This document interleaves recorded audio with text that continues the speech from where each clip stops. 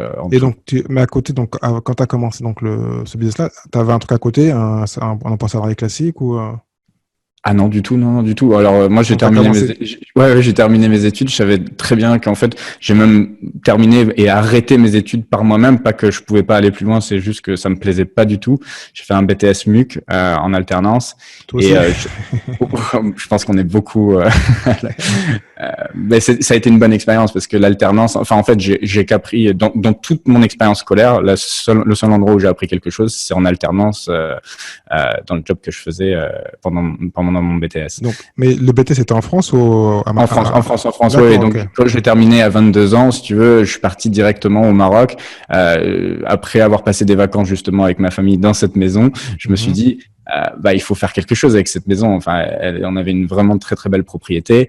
Je voyais toutes les maisons à côté qui essayaient de louer. Je voyais des gens qui passaient avec des valises tout le temps et tout. Donc, il y avait un succès autour des riads. Les gens voulaient pas forcément rester dans des gros hôtels, tu vois, en béton. Ils voulaient vivre l'expérience Marrakech, c'est-à-dire être en Médina, c'est-à-dire voir les petites boutiques au bout de la rue. Et ta Enfin, clientèle, donc, c'est plus les Français ou les Anglais? Ou tu faisais le monde entier? elle était totalement internationale. Je voyais des gens du D'accord. monde entier, réellement du monde entier.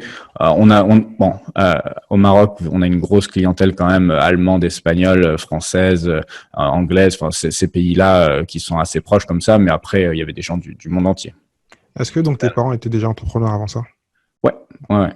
Toute ma Ok. famille en fait Parce que je sont sens qu'il y avait une commerçants. fibre familiale. De la façon dont tu parles, c'est trop facile. Pas trop facile, mais du genre, tu avais déjà une vision Ah oui. tu perds pas ton temps avec le salariat, quoi. Tu rentres directement dans la Ah non, mais je propriété. savais déjà. Enfin, c'était pour moi, c'était tracé Naturel. comme ça. Après, je dis pas que ça a été facile. Je suis arrivé à Marrakech, donc j'ai eu la chance que mon oncle me mette cet outil extraordinaire, ce riad entre les mains. Et je l'en remercie d'ailleurs. Donc on s'est associés et ça a été le point de départ. Après, j'ai commencé avec 1 500 € donc et un outil. Non, Et mais il tu as a quand même, que tu aies un peu de finance, que tu sors pas du ghetto, entre parenthèses, mais que tu aies un peu de finance ou pas, c'est pas le problème, c'est d'avoir le mindset. Parce que tu peux avoir ouais, ouais, clairement. des milliards et t'as pas le mindset, tu vas tout perdre. Donc, Ah, tu peux tout perdre. Avec la famille que j'avais, il y a deux choix. Soit, si tu veux, ma famille est assez aisée, il y a des enfants de ce type de famille qui terminent à sniffer de la coke sur la table tout basse à et qui fait. font pas Ouais. grand chose, en fait. Mhm. Non, non, réellement, je suis arrivé à Marrakech, il y avait 1500, l'équivalent de 1 500 €, 15 000 dirhams sur le compte de la société qu'on a créé ensemble. Et il a fallu que je démarre d'absolument zéro parce que bien que l'outil était super, cette maison d'hôte, cette maison à l'époque, avant même d'être une maison d'hôte, quand tu es au fin fond d'un classement, c'est comme sur Amazon, quand tu es en 12e page, il n'y a pas de meilleur endroit pour cacher un cadavre. Hein. Tout à C'est comme fait. sur Google, comme sur tout.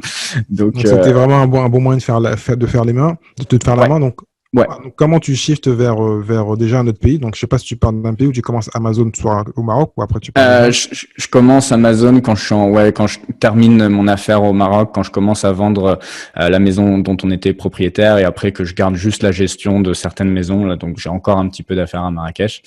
Et en fait, l'histoire elle est assez marrante et je suis assez content. J'ai fait un podcast avec Stan de Marketing Mania dernièrement.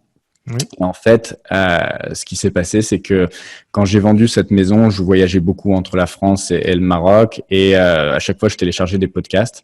Et dans la rubrique entrepreneuriat, à ce moment-là, ils avaient un podcast qui s'appelait Digital Nomade avec Paul. Ouais. Je sais pas si tu as connu, c'est un super podcast Ouais. euh, qui, qui n'existe malheureusement plus. Ouais, mais Et il est toujours, enfin, tu peux toujours oui, il est l'écouter. toujours écoutable, mais Ouais. il est plus, comment dire, il Malheureusement, est il a pas arrêté, suivi. ouais. Malheureusement. Et tout ça pour dire que j'ai écouté ce podcast et dans ce podcast, il y avait Stan qui est infopreneur et il y avait Paul qui vendait sur Amazon. Et le résultat, c'est Julien qui fait ces deux activités maintenant, qui a fait l'une après l'autre. J'ai commencé par Amazon et ensuite j'ai monté en parallèle YouTube. Donc, tu étais bien content quand il t'a invité sur son podcast pour. Bah pour boucler C'était. la boucle en fait si tu veux, ouais, parce que c'est assez amusant quand même. C'est parti en fait d'un podcast. C'est comme quoi, bah quand les gens écoutent ce podcast-là peut-être, ou quand les gens vont écouter ou regarder une chaîne YouTube, bah ça peut réellement changer leur vie en fait. Ben, c'est le but. Et comme on en parlait, on va faire un bon parce qu'à la fin de cette année, je pose des questions. Donc, on en a parlé un peu. Je sais que toi, tu Ouais, n'es pas très lecture. Ben, il y en a ouais, qui sont pas très lecture, mais le podcast, c'est un super format parce que tu peux ouais, l'écouter à tout moment. Et il est vrai que souvent, ben, la lecture, tu le lis, c'est marrant, c'est bien, mais tu oublies. Et le podcast, ben, tu peux le réécouter plusieurs fois, c'est plus facile. Et puis, des fois, tu peux avoir un déclic. Donc, c'est le but aussi de mon podcast. Moi, je suis content d'interviewer différents entrepreneurs et puis en espérant que quand ils écoutent, les gens ont un déclic. Donc, c'est le but. clairement. Donc, motive-les. Alors, dis-moi, alors, donc, t'as fait donc un peu de cash avec l'immobilier. Puis après, Ouais. donc, qu'est-ce que tu fais? Après, donc j'ai switché sur Amazon FBA assez rapidement. Alors comment 30 je suis secondes, arrivé? 30 secondes. Avec une formation, parce que tu as fait comme je sais que tu parles anglais, est-ce que tu as fait donc c'est quoi déjà? Amazon, non, il y a une formation super connue aux États-Unis. Ouais, Ah, je l'ai oublié. Selling Machine ou je sais pas quoi, un truc comme ça, Selling enfin. Machine, ouais. Non, j'ai fait aucune formation à ce moment-là. En fait, à ce moment-là, j'ai écouté énormément de podcasts américains. En D'accord. contenu gratuit. Mais quand je dis j'en ai écouté énormément, c'est vraiment énormément, beaucoup de Sur YouTube. Amazon, tu veux dire? Ouais, sur FBA? Amazon. Ouais. Donc quand je suis arrivé dans cette transition-là, pour faire court, pour que les gens comprennent pourquoi aussi j'ai pivoté là-dessus, il y avait deux choses qui se passaient. Il y a eu ce podcast Nomade Digital. Mhm. Il y avait également le fait que je voulais créer une marque de chaussures. À ce moment-là, je voulais faire une marque de mocassins parce que j'avais un bottier à Marrakech qui me faisait des petits mocassins souples. Et tout le monde les adorait à chaque fois qu'on me voyait avec. Et je me suis dit, je vais essayer de créer une marque autour de ça. Donc au départ, j'ai voulu produire en France. Après, je me suis dit, c'est impossible en France, on peut pas sortir de marge, impossible. Ou alors, faudra les vendre très cher et ça sera difficile, etc. Donc après, je suis allé au Portugal.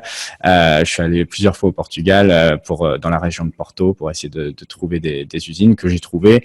C'était encore trop cher. Et ensuite, je me suis retrouvé sur Alibaba que je connaissais pas. Et ça, en fait, tout ça, c'est arrivé un peu en même temps que j'écoute le podcast de Paul, de Nomade Digital, qui lui sourçait en Chine, etc. Et donc c'est un peu comme ça que s'est fait la transition pour que ça soit clair pour tout le monde, pour qu'ils comprennent comment je suis passé d'un truc comme ça, comme de l'immobilier, d'Airbnb, à vouloir vendre sur Amazon. Et pour finir aussi, pour ceux qui se poseront la question, j'ai jamais sorti aucune chaussure en fait, puisque finalement avec les outils qui existent où on peut analyser le marché sur Amazon, c'est ça la beauté de cette marketplace, c'est que comme ça fonctionne sous forme de classement, il y a des outils qui permettent d'avoir des estimations de vente. Et en fait, j'ai préféré choisir d'autres types de niches où j'avais déjà de la data et où je savais qu'en sortant des produits, j'allais gagner de l'argent en fait, à coup sûr. D'accord.